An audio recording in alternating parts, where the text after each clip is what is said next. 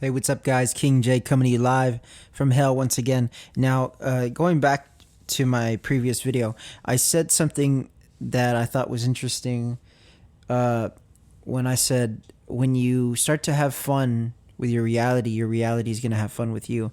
And there's a personification about reality in that statement about if yeah, and there's something that I was going to get to there that I didn't actually continue on, is that idea that, God has a sense of humor. Whoever is the puppet masters out there, if they are there looking down at us and they're evaluating us, deciding are we worthy, unworthy, are we going to get something, not get something, I think it's very easy to look at that and be upset, resentful to that. Who are you to be in charge of me? And there's this idea about the living in the matrix and the control and everything's in control and control and control. Now, what I personally believe is we are the one in the driver's seat, and that is much scarier because that means that we determine our own fate. Yet it's so counter to the fact that I really used to believe that everything was predetermined. It very well might be, but there's no way to prove that. And I do believe everything happens for a reason. And I believe that we create the reasons and we create the beliefs. And I'd like to choose for every reason that something happened to be a good one, to be leading me towards something great. And the more that I live in that, the more that becomes my reality. And so if I were to personify reality as this cosmic figure that is looking at you in judgment or in deciding, what it's going to give you, the more that you're grateful for that and say, hey, the more that you become friends with that, the more that you're going to see that reflected back to you. And I do believe that. I believe it is a dance. It takes two to tango. So the more that you feed positivity into your reality, into your mind, into your body, the more that you're going to see it reflected back. Now, the temptations are always there. They're always going to be there. And it depends on the relationship you have with these temptations, because a lot of people don't agree on what is good and bad. There are ethical dilemmas, there are moral dilemmas, but I think beyond the ethics of things and beyond the morals of things, it has to do with beliefs. And beliefs are not something that you could there's something that you could be arguing over and over and over again, but they're not something that are going to affect anybody but you in the long run. Yeah, because even though you share opinions or you get into debates and all this shit that reality has, right? All this shit that we do as people, it ultimately only affects you in your life when you believe something and when you take that to your core. So it's nice to do a little bit of spring cleaning and sort of organize your beliefs, because a lot of times they're subconscious and the real ones are subconscious. They're things that have been embedded in there since you were little. And it's important to not dig and not search and not, stress yourself out, but just be aware of how you react to things. Be aware of how you approach things in life, because that is going to show you what you need to see. It's going to say, man, that kind of pissed me off. And then, it's look for the simplest answer. When you ask, why did that piss me off? Don't try and go deep to the core, to the root, to all this stuff in your past and this and that. You can, but that's going to be a never-ending process. Look for the most simple way. Well, I reacted that way because it made me feel this way. And the fact that we feel things, it's really important. Just like when your body is injured, it's sending signals to your brain as pain that's letting you know there's something not right here. So when something hits you emotionally, and for me, it's always delayed. I'll look at something, I'll process it, I'll throw it away, I'll let it go.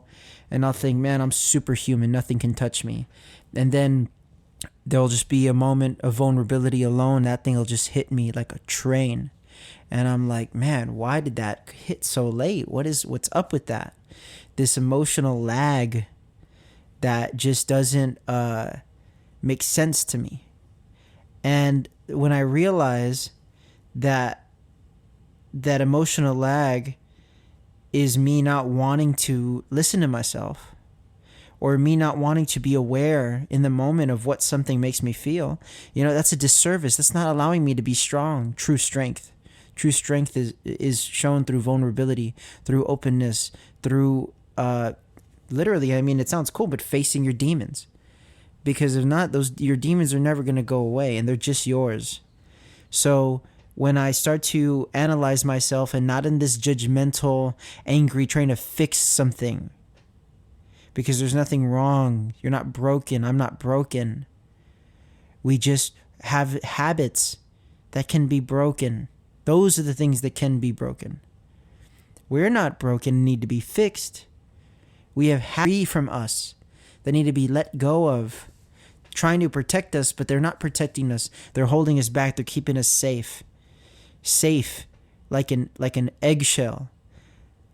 And the thing about an eggshell is we have to grow out of it and break through it.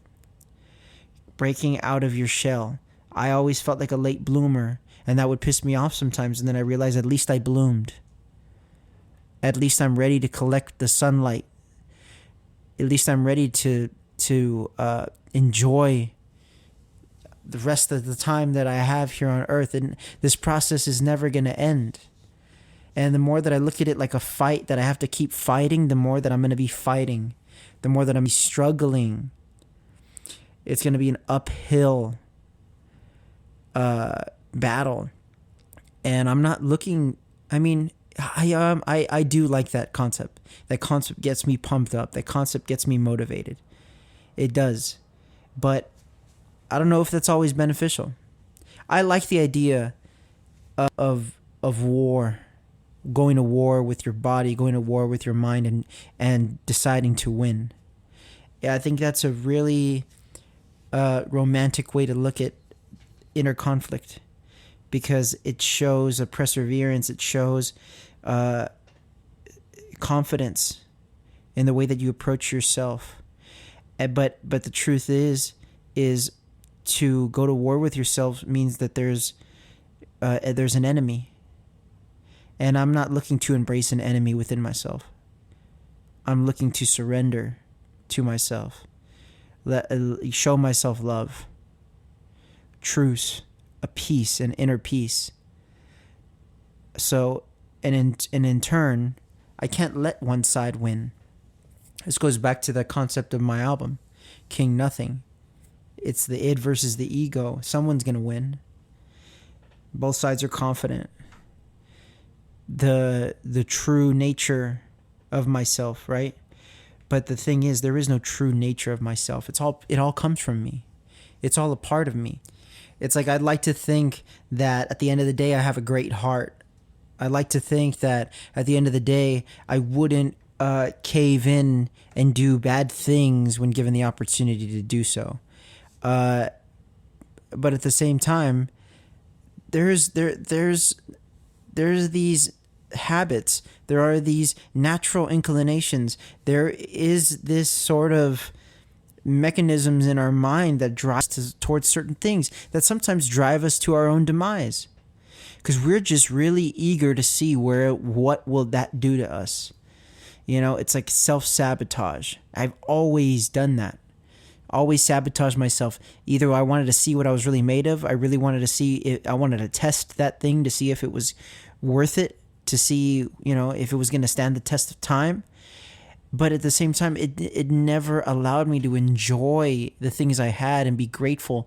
And one thing I've learned, and it's the key to manifestation, it's being grateful. The more that you're grateful for what you have, the more you're going to get things to be grateful for. It's pretty simple. And I know that those things, they sound very easy in a moment. They sound real easy when they're coming into your mind. They're like, ooh, that makes sense. I figured it out. Boom, the third eye's open. Boom, boom, boom, boom, boom. I'm levitating. I'm meditating. There's no way I could be stopped. Yeah, and then you're like, wait, but I got to keep that. I got to keep that feeling. That can't leave me. I need to always feel that way. But it's important to remember that you have to be patient with yourself. Because that feeling, it's a great feeling.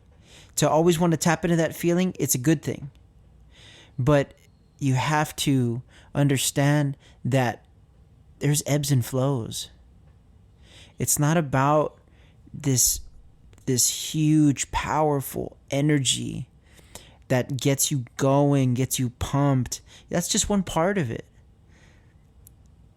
Just like the current can crash, it has to recede. And that's just like you have energy during the day, at night you need to rest. So you need to also let yourself rest. And you need to do everything with a sense of relaxation, because you only have so much time. And a lot of people see that and want a sense of urgency to get everything done. That's me. That was something that was in my nature. And I realized I needed to slow down and do it right. Yeah, I could get so much done, but if it's not done the exact way I want it, oh no, then I'm being a perfectionist, and then this and that. I just need to get it done. I should just take my time, no rush, and be realistic. Be realistic about the outcomes. And be detached from specific outcomes. And I think I was watching a video about Jeff Bezos, of all humans, and he's saying you need to, if you have an idea, you need to keep that idea and stay relentless with it, but don't stay relentless with how you approach the idea. There's a lot of good ideas and not a lot of ways to implement them. So you have to be flexible with the timing. Flexible. Because if you can't be flexible with the timing or the process or the way that it comes out, you're gonna be stuck. You're gonna be stuck in a moment. And life, there's more than one moment in life. It's like when, let's say you were an actor, or even just as a fan, you see a show and then you see somebody as a certain character, and then the show is over, and then they go and they do another role, and you're looking at them and they're like, that's still that guy. That's still that girl. They'll never not be that. You'll call them by the name. And I would always do that. I'd call them by whatever their name was in the show. And the funny thing is, then we are not letting them transcend that role. We're not letting them move forward and move past. The moment is over. We can't live in that moment. And I know it's a silly example, but that's the point. Sometimes we try to live our lives like we're like our life's a movie and we're the star. And the truth is, we are the star, but it's not a movie. And there's not just certain personality. That's the issue when we relate reality to content. When we relate real life to movies and try to see ourselves through characters. They're a character. They're designed. They're created. They're written. We are not written. We have life going. Every day is not an episode. Because then we're trying to make every episode interesting and perfect. Life is full of filler. Life is full of moments that are just moments, forgettable moments. Life is an ebb and a flow, a wave to ride. And it's a road to anywhere, to nowhere, to wherever it takes you. And no one knows where it's going to go. It's like a show that they keep, that they're coming up with on the spot. Except it's not a show, it's your life. So treat it as such. Enjoy your reality. Once again, be your own friend. Be patient with yourself. Be kind to yourself. Be kind to others. I know this shit just sounds like, the same old stuff.